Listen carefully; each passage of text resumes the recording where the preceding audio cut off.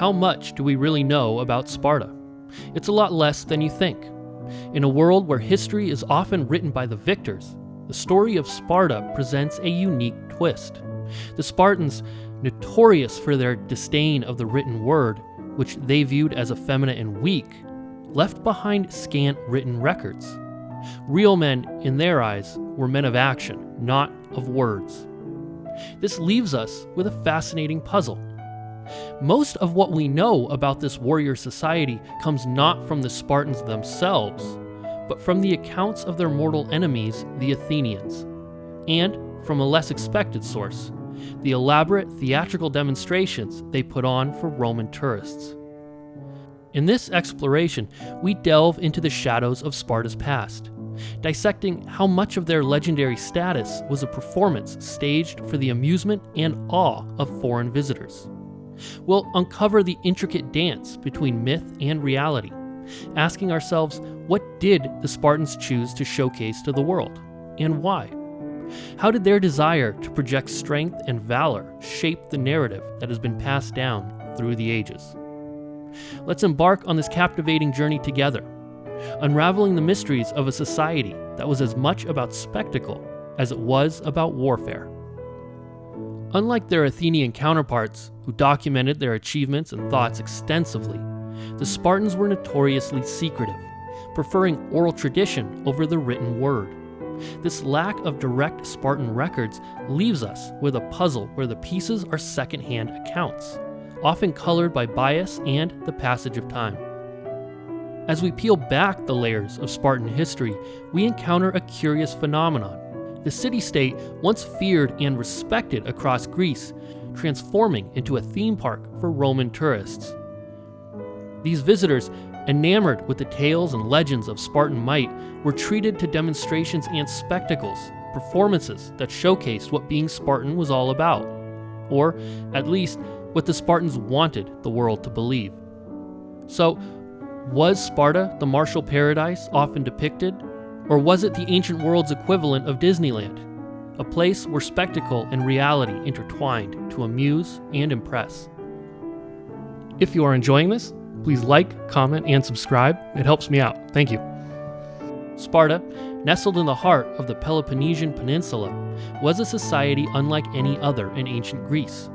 Founded in the 9th century BC, it evolved into a military powerhouse, known for its rigorous discipline, austere lifestyle, and a social system centered around warfare.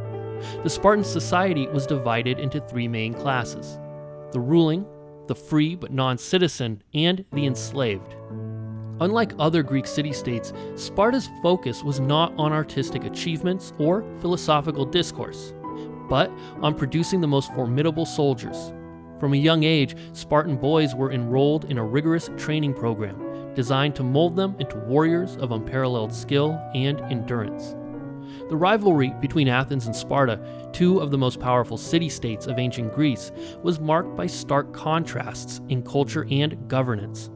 Athens, known for its democratic institutions, artistic achievements, and philosophical pursuits, stood in sharp contrast to the militaristic and oligarchic Sparta. This cultural and ideological dichotomy set the stage for the Peloponnesian War, a devastating conflict that altered the course of Greek history. Later, with the rise of the Roman Empire, there came an increased interest in Greek culture, including that of Sparta. The Romans, fascinated by Greek philosophy, art, and history, sought to emulate and absorb aspects of Greek civilization.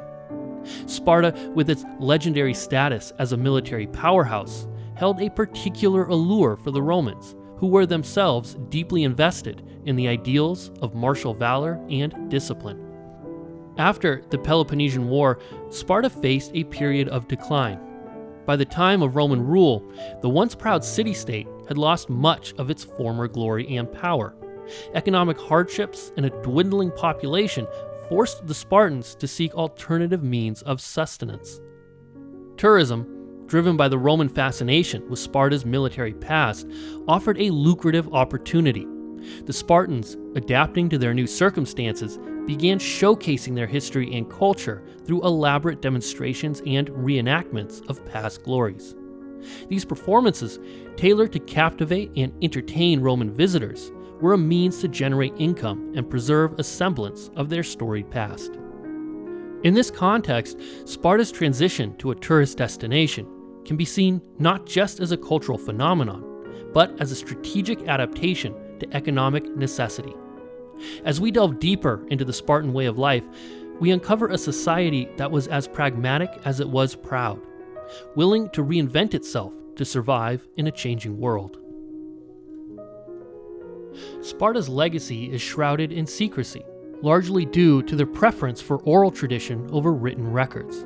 This choice was deeply rooted in Spartan culture, which valued the spoken word and direct experience far above the written. For Spartans, the act of writing was considered less masculine and less effective in preserving the values and skills essential to their way of life. Their history, laws, and even poetry were transmitted orally, ensuring that each generation internalized Spartan values through a lived communal experience rather than through individual study. This reliance on oral tradition wasn't just a cultural preference, it was also a strategic choice.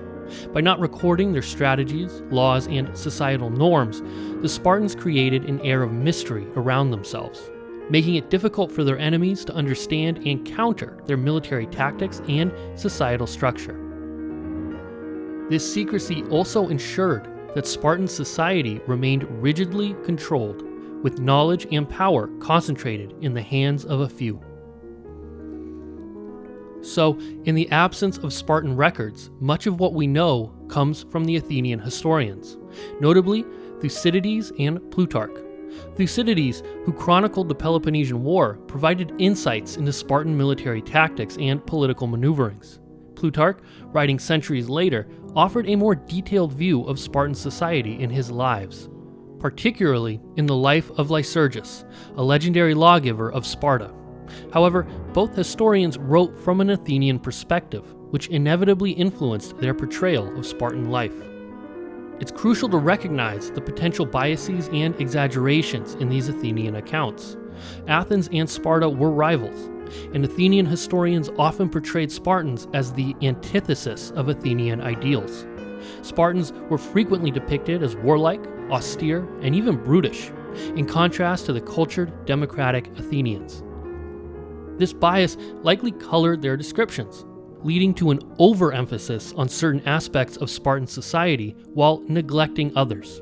As such, the Athenian perspective, while invaluable, must be critically analyzed to separate fact from Athenian cultural bias.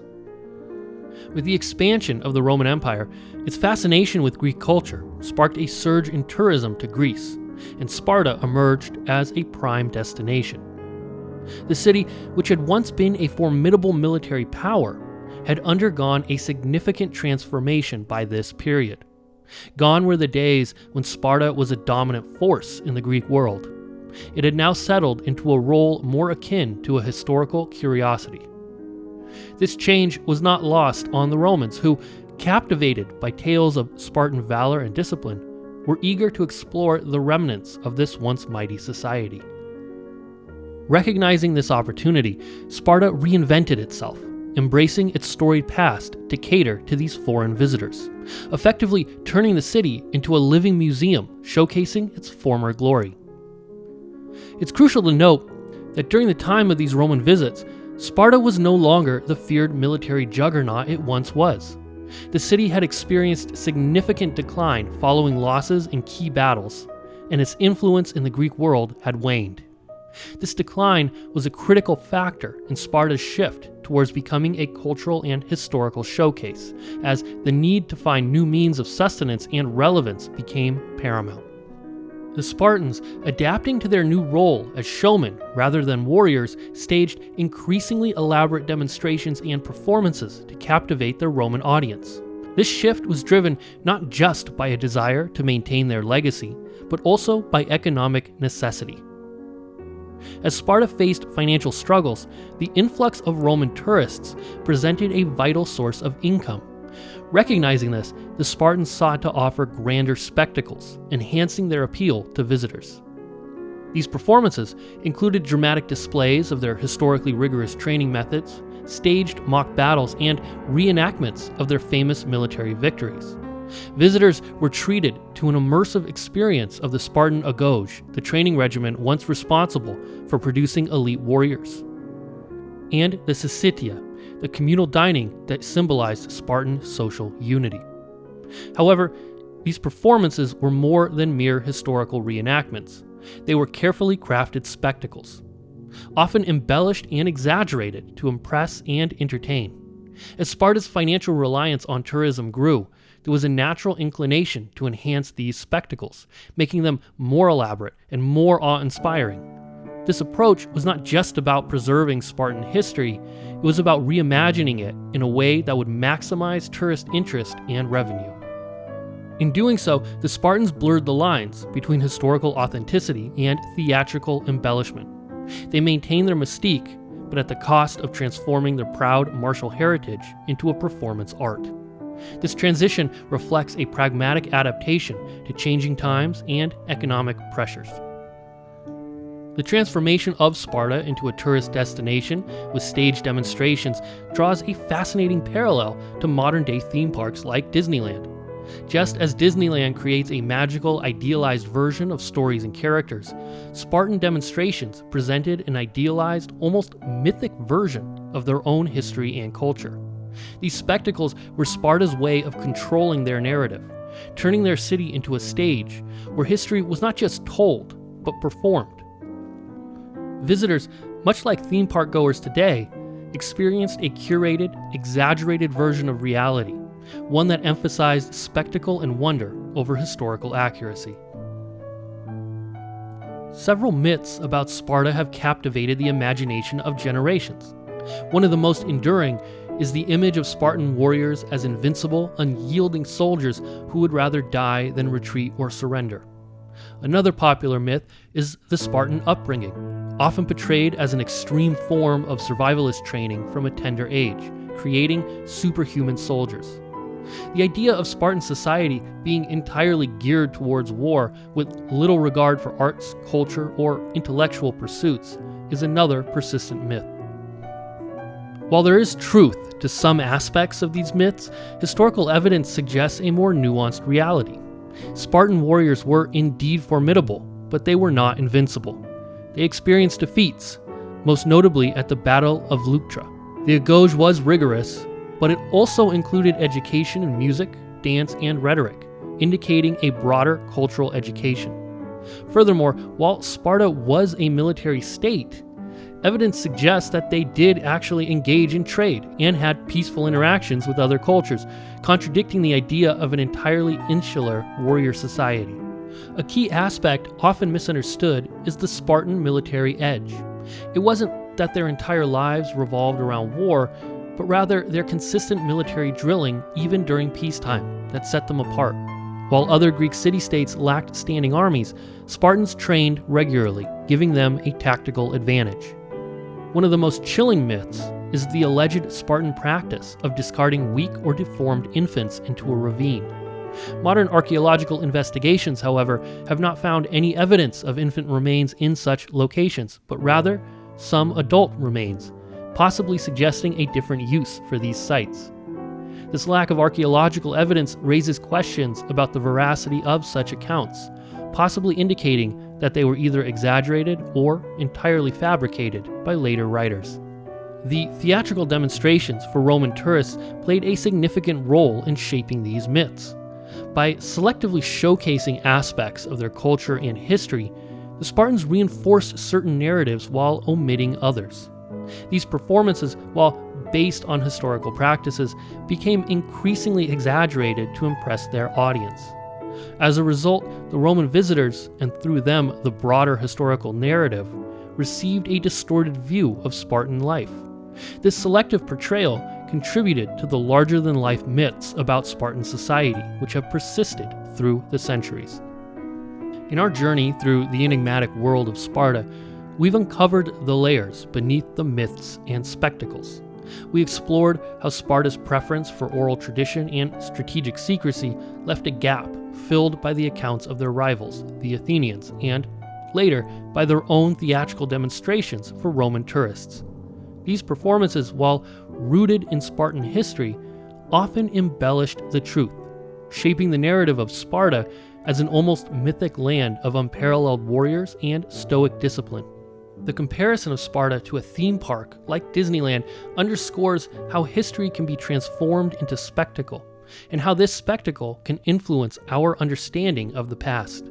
This exploration of Sparta serves as a reminder of the importance of critically analyzing historical sources.